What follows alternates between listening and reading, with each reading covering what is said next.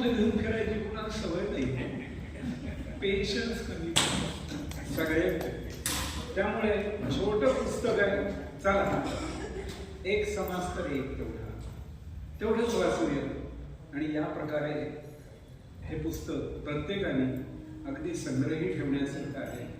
कुठेही जाताना आपल्या बॅगेमध्ये त्याचं ओझं होणार नाही बरं का. आणि झालंच तर ते डोक्याला होईल थोडंस, बाकी हा वाकायला कोणाला होणार नाही. तर चांगली गोष्ट होती आहे. तर आपण या पुस्तकाचं विमोचन करूया. धन्यवाद.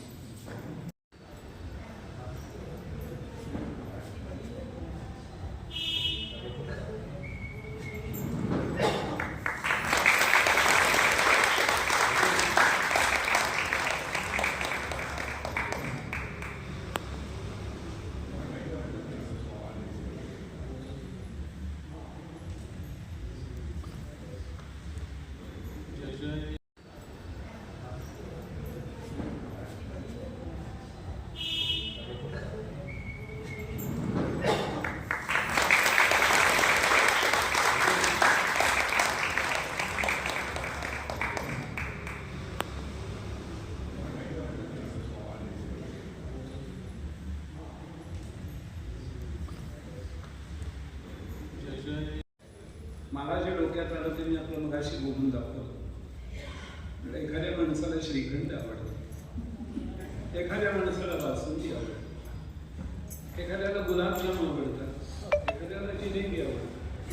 त्यामुळे तुम्हाला नवविध भक्ती आवडली, संकल्पना या दृष्टीने ही इतकी उत्कृष्ट आहे की दासबोधातले असेच विशिष्ट भाग छोट्या छोट्या स्वरूपात जर आले तर तुम्हाला सांगतो दासबोध सुद्धा पाठ होईल, इतकी गोष्ट छान होऊ शकते बरं का.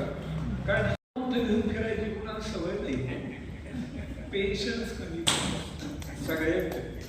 त्यामुळे छोटं पुस्तक आहे, चला एक समास तर एक तेवढंच वाचूया.